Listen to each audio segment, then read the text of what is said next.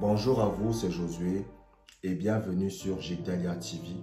Si vous êtes édifié par mes enseignements, si mes enseignements vous permettent de progresser spirituellement, vous avez la possibilité de soutenir mon ministère tout simplement en faisant un don à travers PayPal, à travers Stripe ou à travers Paylib. Le thème du message d'aujourd'hui, c'est d'où vient la maladie. La première chose que vous devez comprendre, c'est que la maladie est tout simplement ce qu'on appelle une oppression du diable. Lorsque vous voyez une personne qui est malade, lorsque vous voyez une personne qui a des problèmes de santé, lorsque vous voyez une personne qui ne se sent pas bien à cause d'une maladie, il faut savoir tout simplement que cette personne est oppressée par Satan. Beaucoup de chrétiens pensent que le fait de tomber malade, c'est quelque chose de naturel. Parce que c'est ce qu'on nous a enseigné. La Bible dit dans le livre de Romains chapitre 12, verset 1, « Ne vous conformez pas au siècle présent, mais soyez transformés par le renouvellement de votre intelligence. » Qu'est-ce que cela veut dire? Cela veut tout simplement dire que vous devez changer votre façon de penser et de voir les choses. Lorsque nous grandissons en tant qu'être humain, on nous dit que la maladie c'est quelque chose de normal. On nous dit que la maladie c'est quelque chose qui est dû au hasard. Mais lorsque maintenant vous étudiez la parole de Dieu, lorsque vous lisez la Bible, on vous révèle qu'en réalité, la maladie, c'est tout simplement une oppression du diable. Chaque fois que vous voyez quelqu'un qui est malade, chaque fois que vous voyez quelqu'un qui a des problèmes de santé, chaque fois que vous voyez quelqu'un qui a la grippe, qui a le cancer, qui a des problèmes au niveau des yeux, au niveau des oreilles, vous devez comprendre tout simplement que c'est une oppression du diable. Qu'est-ce que c'est qu'une oppression? C'est tout simplement une attaque spirituelle que Satan est en train d'opérer contre la personne. Vous savez, un jour, je me rappelle, j'étais en train de marcher dans la rue. Et pendant que j'étais en train de marcher dans la rue, j'ai vu un monsieur qui était aveugle. Il était en train de se déplacer et il était aveugle. Et probablement ce monsieur aveugle, lorsqu'il est allé chez le médecin, on lui a dit que, mais écoutez, vos problèmes, vous avez des problèmes au niveau des yeux à cause de telle chose ou telle chose ou telle chose. Et ces problèmes sont réels. Vous comprenez? Mais qui a causé les problèmes de vue à cette personne? C'est le diable. Donc, chaque fois que vous voyez quelqu'un qui est malade, chaque fois que vous voyez quelqu'un qui a des problèmes de santé, chaque fois que vous voyez quelqu'un qui ne se sent pas bien dans sa santé, cela signifie qu'il est oppressé par Satan. Je me rappelle de cela il y a quelques temps. J'étais en train de lire un livre et pendant que j'étais en train de lire le livre, j'ai commencé à avoir flou. Quelque chose qui ne m'arrive jamais. Donc je suis en train de lire le livre, mais pendant que je lis le livre, je commence à avoir flou. Moi-même, je sens, mais qu'est-ce qui est en train de se passer? Mais j'ai seulement dit, au nom de Jésus, je refuse ça. Et qu'est-ce qui s'est passé? Ma vue est revenue à la normale progressivement. Mais qu'est-ce qui s'est passé à ce moment-là? J'ai tout simplement subi ce qu'on appelle une oppression démoniaque. C'était une attaque de Satan pour troubler ma vue. Mais comme moi j'ai la connaissance et la compréhension de la parole, que toute forme de maladie, toute forme de problème de santé est une oppression du diable, j'ai parlé et qu'est-ce qui s'est passé? C'est parti. Mais si j'étais ignorant, je l'aurais accepté et aujourd'hui j'aurais des problèmes de vue. Maintenant, vous savez, il y a des gens qui peuvent avoir des problèmes de vue alors qu'ils ont 50, 60 ans. Ça, c'est normal. Pourquoi? C'est à cause de l'âge. Parce que ce n'est pas une maladie en soi. C'est juste l'âge qui fait baisser la vue de la personne. Ça, c'est des choses qui peuvent arriver. Mais par exemple, quelqu'un qui a 13, 14 ans, qui a déjà des problèmes de vue, il y a un problème. Lorsque les gens veulent que je prie pour eux, et ils me disent, frère Josué, je veux que tu pries pour moi parce que j'ai tel problème, parce que j'ai tel problème, parce que j'ai tel problème, et que je prie pour eux, j'ordonne à la maladie de partir. Pourquoi? Parce que je sais tout simplement que cette maladie est une attaque de Satan. Il y avait un homme de Dieu qui était allé en Asie. Et tandis qu'il était allé en Asie, il voulait évangéliser les gens. Et il a commencé à prier pour les malades. Sauf que tandis qu'il priait pour les malades, aucune personne n'était guérie. Aucune personne n'était délivrée. Et lui-même, il a échoué. Et qu'est-ce qu'il a fait? Il est retourné aux États-Unis. Aux États-Unis, il est allé assister à la conférence d'un prophète. Donc, il y avait un prophète qui donnait un enseignement dans le domaine de la guérison divine. Et c'est là que ce prophète a expliqué à l'homme de Dieu que chaque fois que tu vois quelqu'un qui est malade, ce n'est pas Dieu qui a rendu la personne malade pour le punir. Ce n'est pas Dieu qui a rendu la personne malade pour lui apprendre une leçon. Chaque fois que tu vois une personne qui est malade, c'est tout simplement une oppression du diable envers cette personne. Et quand l'homme de Dieu a reçu cet enseignement du prophète, qu'est-ce qu'il a fait?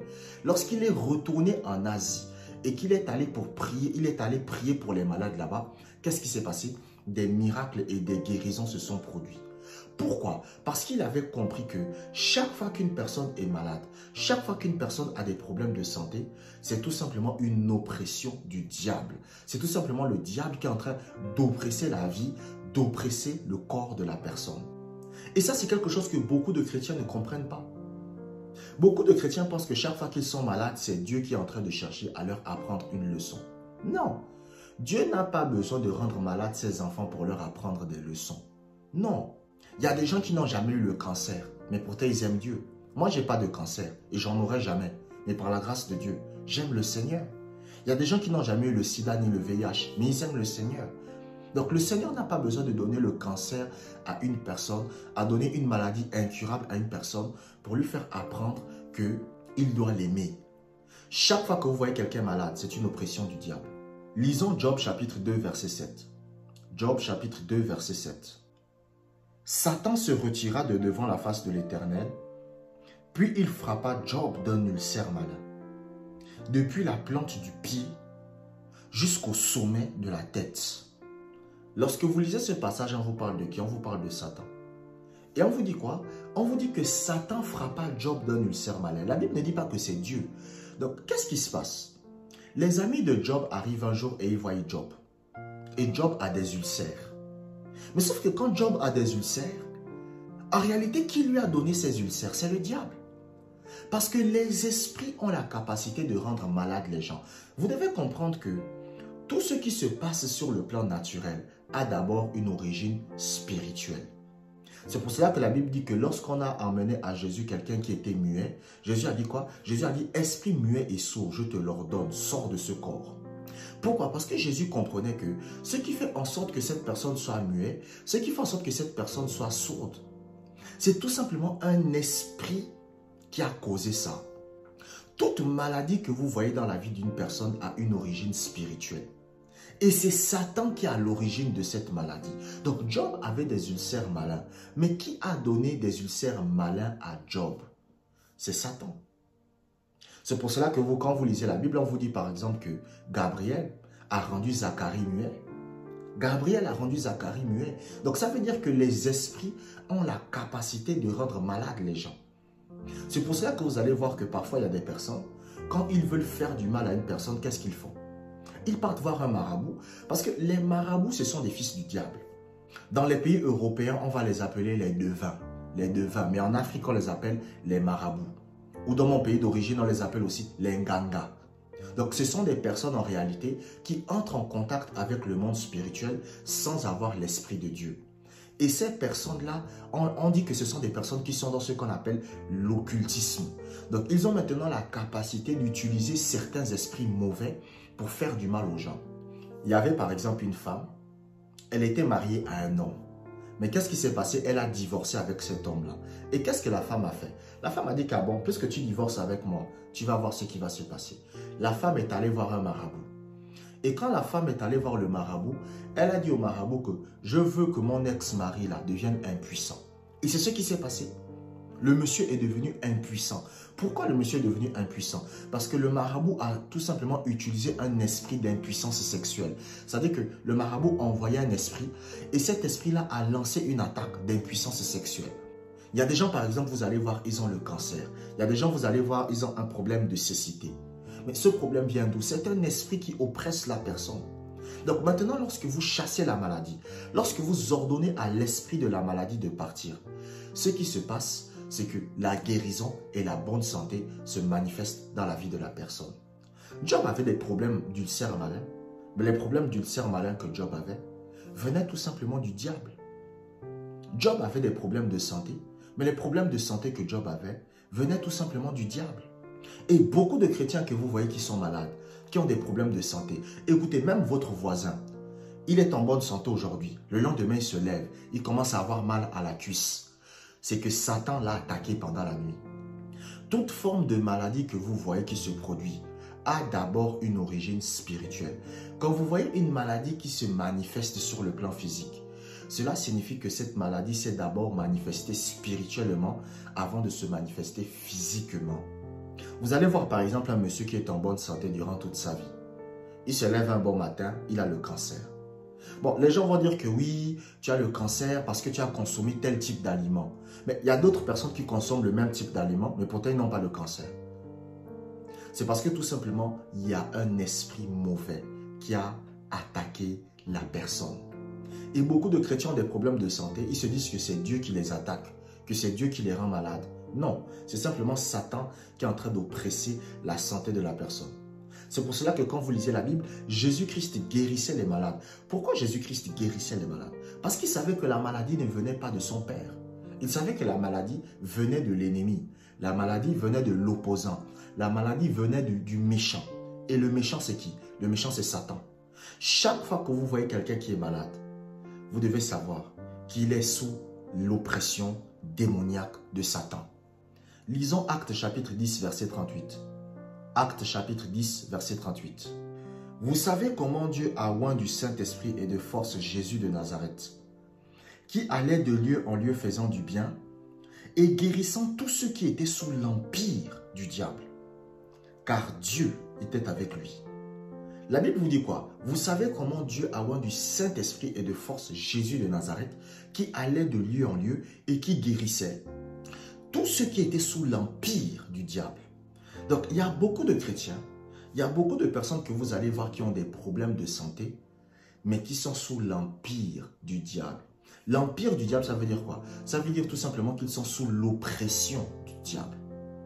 Vous devez comprendre que Satan, ce n'est pas simplement une personne, mais c'est aussi une organisation de personnes. C'est comme le Christ. Vous savez, les gens, quand on parle du Christ, ils pensent que le Christ, c'est simplement une personne. Le Christ, ce n'est pas simplement une personne. Le Christ, c'est aussi un statut. Le Christ, c'est aussi une organisation. C'est pour cela que quand vous lisez la Bible vous dit que lorsque l'apôtre Paul oppressait les chrétiens, lorsque le Seigneur Jésus-Christ va apparaître à Paul, il va dire à Paul, pourquoi tu me persécutes?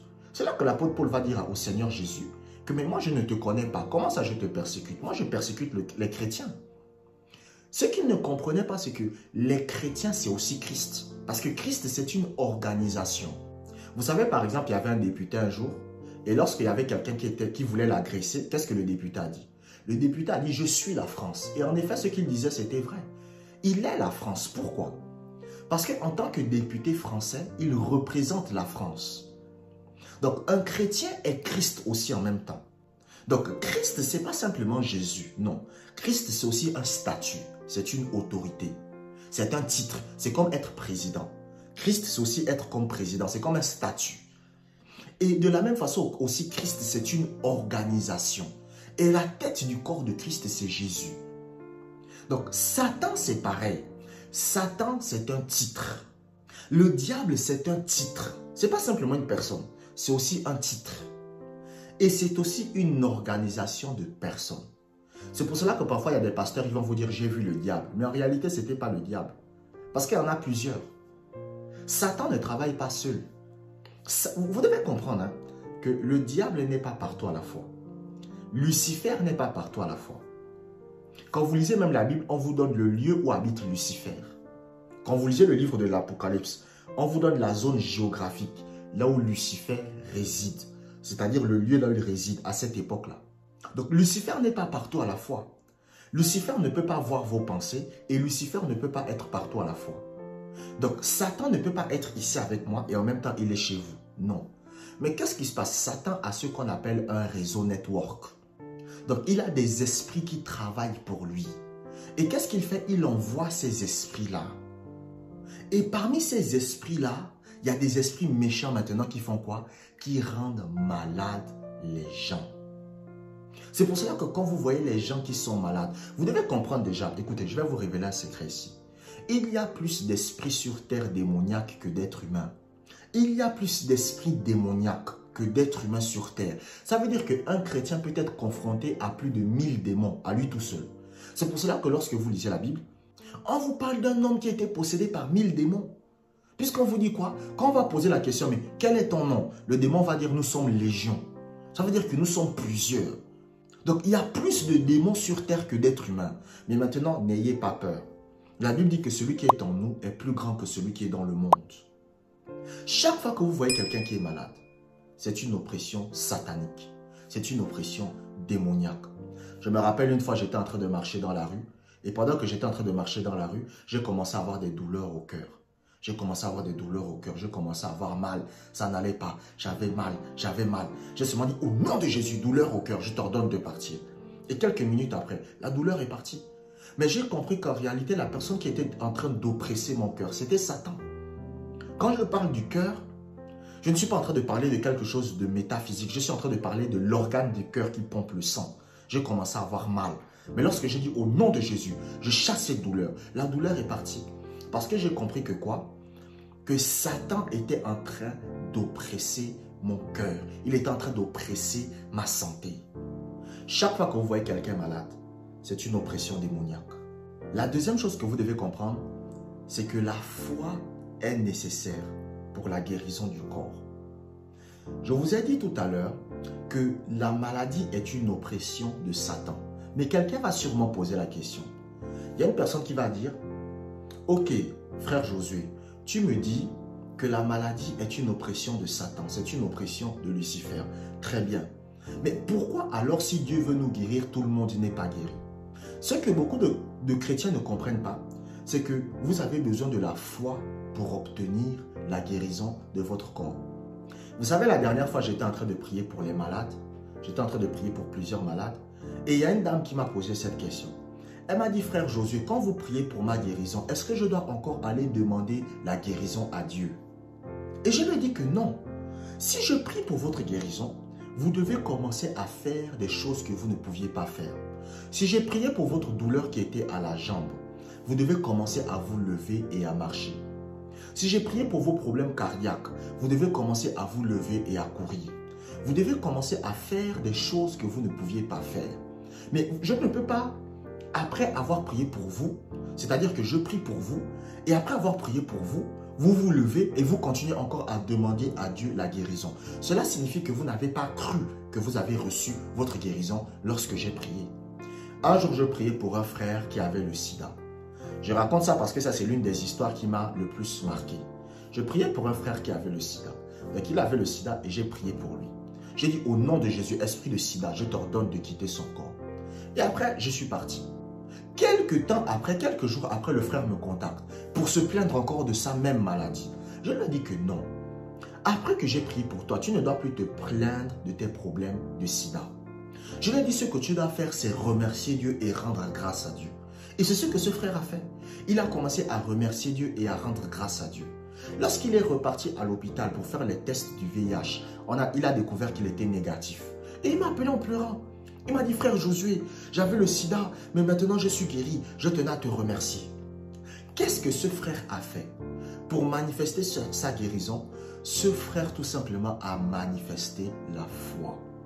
La raison pour laquelle beaucoup de chrétiens ne parviennent pas à être guéris de leur maladie, c'est parce qu'ils ne manifestent pas la foi. Et vous devez comprendre que la foi reçoit maintenant. La foi ne reçoit pas demain, la foi reçoit maintenant. Quand vous priez pour votre guérison, vous devez commencer à faire des choses que vous ne pouviez pas faire. Si vous-même, vous savez que vous n'êtes pas capable de faire des choses que vous ne pouviez pas faire, ça ne sert à rien de prier pour votre guérison. Si vous priez pour la guérison de votre jambe, après avoir prié, vous devez commencer à vous lever et à marcher. Je me rappelle une fois, je priais pour un frère qui était ivoirien et il avait des problèmes au niveau cardiaque. Il m'a dit, frère Josué, j'ai des problèmes au niveau cardiaque, ça ne va pas et tout ça. Je lui ai dit, ok, il n'y a pas de problème, je vais prier pour toi. Et j'ai prié pour lui. Quand je l'ai prié, je lui ai dit, quand j'ai fini de prier pour lui, je lui ai dit, qu'est-ce que tu ne pouvais pas faire avant? Il m'a dit, frère Josué, moi, j'étais incapable de courir. Je lui ai dit, ok, demain, tu vas te mettre en tenue de footing et tu vas aller courir. Donc, je lui ai dit quoi? Fais ce que tu ne pouvais pas faire. Donc, la foi, c'est ça. Parce que la Bible dit quoi? La Bible dit que la foi est une ferme assurance des choses qu'on espère et une démonstration. Donc, la foi, c'est la confiance en Dieu. Et cette confiance en Dieu va entraîner des actions. Donc, ça, c'est quelque chose que beaucoup de chrétiens ne comprennent pas. Ils ne comprennent pas que pour que la guérison se manifeste, il faut la foi. La guérison divine ne peut pas se manifester dans le corps d'une personne si la foi n'est pas en action. Il faut que la foi soit en action pour que la guérison se manifeste. Chaque fois que vous voyez que le Seigneur Jésus-Christ guérissait quelqu'un, il fallait la foi pour que cela se manifeste. Maintenant, vous devez comprendre que parfois, il y a des guérisons. Il faut simplement la foi de l'homme de Dieu pour que la guérison se manifeste. Moi, il y a des gens pour qui j'ai prié qui n'avaient pas la foi. Mais j'ai prié pour eux. Et quand j'ai prié pour eux, qu'est-ce qui s'est passé? Ils ont été guéris. Pourquoi? Parce que j'avais la foi pour eux. Mais maintenant, il y a des personnes, quand vous priez pour eux, pour qu'ils soient guéris, ils doivent eux aussi manifester la foi. Donc, il y a deux types de guérisons. Il y a des gens pour qui, quand vous priez pour eux, ils n'ont pas besoin d'avoir la foi, ils sont guéris. Et souvent, ces personnes-là, c'est les bébés spirituels. C'est les gens qui ne croient pas en Jésus. Mais maintenant, les gens qui sont chrétiens depuis un certain nombre d'années, souvent, vous allez prier pour eux, mais Dieu va attendre d'eux qu'ils manifestent la foi pour être guéris. Vous savez, quand un bébé de 2 ans vient vous voir, et le bébé de 2 ans veut que vous le portiez, pour qu'il aille du point A au point B, vous allez le porter. Parce qu'il est un bébé spirituel. Parce que c'est un bébé. Donc un bébé, quand il vient, il dit que soulevez-moi, vous allez le soulever, vous allez le porter. Parce qu'un bébé ne peut pas se déplacer lui-même. Mais maintenant, lorsque la personne grandit, la personne doit maintenant apprendre à utiliser ses propres jambes. Donc c'est la même chose que certains chrétiens. Il y a des chrétiens, quand ils viennent de naître de nouveau, ce sont des bébés spirituels. Donc lorsque vous priez pour eux, vous n'avez pas besoin de leur foi pour les guérir. Mais maintenant, lorsqu'ils passent un certain nombre d'années en Christ, vous avez maintenant besoin de leur propre foi à eux-mêmes aussi pour qu'ils obtiennent leur guérison. Lisons Actes chapitre 3, verset 16. Actes chapitre 3, verset 16. C'est par la foi en son nom que son nom a raffermi celui que vous voyez et connaissez. C'est la foi en lui qui a donné à cet homme cette entière guérison en présence de vous tous. Vous voyez que dans ce passage biblique, on est en train de nous expliquer que ce qui a permis à un homme d'obtenir sa guérison, c'était la foi.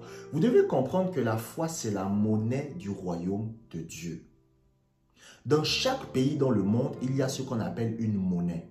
La monnaie, c'est quoi? C'est l'argent, la marque d'argent que vous pouvez utiliser pour obtenir ce dont vous avez besoin.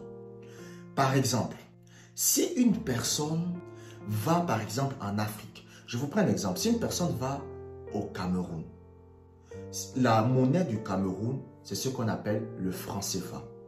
Si une personne va en France, la monnaie de la France, c'est ce qu'on appelle l'euro. Si une personne va en Angleterre, la monnaie de l'Angleterre, c'est ce qu'on appelle le livre sterling. Si quelqu'un va aux États-Unis, la monnaie aux États-Unis, c'est ce qu'on appelle le dollar. Donc, chaque pays a ce qu'on appelle une monnaie caractérisée. Et vous devez comprendre que lorsque vous entrez dans le royaume de Dieu, la monnaie du royaume de Dieu, c'est la foi. Donc, quand vous entrez dans le royaume de Dieu, Dieu ne vous demande pas de l'euro. Dieu ne vous demande pas du dollar. Dieu ne vous demande pas le livre sterling. Dieu ne vous demande pas le franc CFA. Dieu vous demande ce qu'on appelle la foi. La foi, c'est la monnaie du royaume de Dieu. Et ça, c'est quelque chose que les chrétiens ne comprennent pas. Donc, chaque fois que vous voulez quelque chose de Dieu, ce que Dieu attend de vous, c'est la foi. Lorsque vous voulez que Dieu fasse quelque chose pour vous, ce que Dieu attend de vous, c'est la foi. C'est pour cela que même pour la guérison du corps, quand vous êtes un chrétien et vous voulez être guéri, vous voulez que la guérison se manifeste, Dieu attend de vous que vous puissiez manifester la foi pour que la guérison puisse se manifester. Le problème de beaucoup de chrétiens réside dans ce fait. Vous savez, beaucoup de chrétiens pensent que Dieu est ému par les pleurs. Écoutez, moi je vous dis la vérité. Vous savez, un jour, il y a une dame qui s'était fâchée contre moi. Elle me dit, oui, frère Josué, comment tu peux dire que lorsqu'on pleure, Dieu il ne s'en préoccupe pas? Mais c'est la vérité.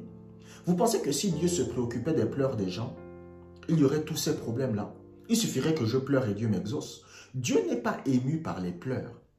Les pleurs d'une personne, les pleurs d'une femme ou d'un homme concernant ces problèmes, vous ne vont pas faire en sorte que Dieu soit ému par ça. Ce qui touche le cœur de Dieu, c'est la foi. C'est la foi d'une personne qui fait en sorte que Dieu agisse. Et il en est de même dans le domaine de la guérison divine. La guérison divine se produit à cause de la foi qui est manifestée. La guérison divine ne se manifeste pas parce qu'on pleure. La guérison divine ne se manifeste pas parce qu'on se plaint devant Dieu. Vous savez, un jour, il y a un homme de Dieu, il était en train de prier. Il se plaignait. Et le Seigneur va lui poser la question. Il va lui dire, quand est-ce que tu vas arrêter de te plaindre et commencer à prier? Et c'est là que le pasteur va dire, mais ça fait 1 heure que je suis en train de prier maintenant. Le Seigneur lui dit, non, tu n'es pas en train de prier, tu es en train de te plaindre. Donc, beaucoup de chrétiens, lorsqu'ils ont des problèmes de santé, c'est ce qu'ils ne comprennent pas. Ils viennent devant Dieu et ils sont en train de se plaindre. Ils se plaignent devant Dieu de leurs problèmes, au lieu de prier. Parce que quand vous finissez de prier pour votre guérison, vous devez commencer à faire ce que vous ne pouviez pas faire. Un jour, il y a une femme qui était venue voir un pasteur. Elle a demandé au pasteur, pasteur, priez pour moi. Elle a dit, pasteur, je veux que vous priez pour moi parce que je suis allergique aux haricots. Le pasteur a prié pour elle. Et qu'est-ce que le pasteur lui a dit? Le pasteur lui a dit que va manger les haricots maintenant. Et elle est allée. Quand elle a mangé les haricots, elle a découvert qu'elle était guérie. Elle a commencé à faire ce qu'elle ne pouvait pas faire. Donc c'est ça ce qu'on appelle la manifestation de la foi. La raison pour laquelle beaucoup de chrétiens ne sont pas guéris, c'est tout simplement à cause du manque de foi. Ce n'est pas parce que Dieu ne les aime pas. Ce n'est pas parce que Dieu les déteste. Ce n'est pas parce que Dieu les hait. Ce n'est pas parce que Dieu a des problèmes contre eux. Non. La raison pour laquelle Dieu n'agit pas dans leur vie, c'est simplement le manque de foi. C'est simplement le manque de foi. Donc si vous êtes un chrétien et que vous développez votre foi, cela deviendra plus simple pour vous de manifester la guérison de votre corps. Lisons Matthieu chapitre 15, verset 28. Matthieu chapitre 15, verset 28. Alors Jésus lui dit, « Femme, ta foi est grande, qu'il te soit fait comme tu veux. » Et à l'heure même, sa fille fut guérie. Vous voyez que dans ce passage, on est en train de nous parler de la guérison d'une fille. Mais ce qui a permis la guérison de cette fille, c'est quoi? C'est la foi de la mère. C'est la foi de la mère. Vous savez, un jour, il y a un homme de Dieu. Il raconte qu'il était allé prier pour une personne. Et quand il a prié pour la personne a été guérie. Et qu'est-ce qui s'est passé? Cette personne est venue voir l'homme de Dieu. Et cette personne a dit à l'homme de Dieu que tu vas aller dans l'hôpital et tu guéris tout le monde. Et c'est là que l'homme de Dieu lui a dit, ça ne se passe pas comme ça. Il a dit, ça ne se passe pas comme ça. Il a dit, il y a des gens qu'on peut guérir sans la foi. Mais il y a des gens pour les guérir, on a besoin de leur foi. Et là, vous avez un cas précis. La Bible dit qu'il y a une femme syrophénicienne qui vient voir le Seigneur Jésus-Christ. La Bible dit que le Seigneur Jésus-Christ avait ce qu'on appelle l'esprit sans mesure. Ça veut dire qu'il était capable d'opérer dans tous les domaines.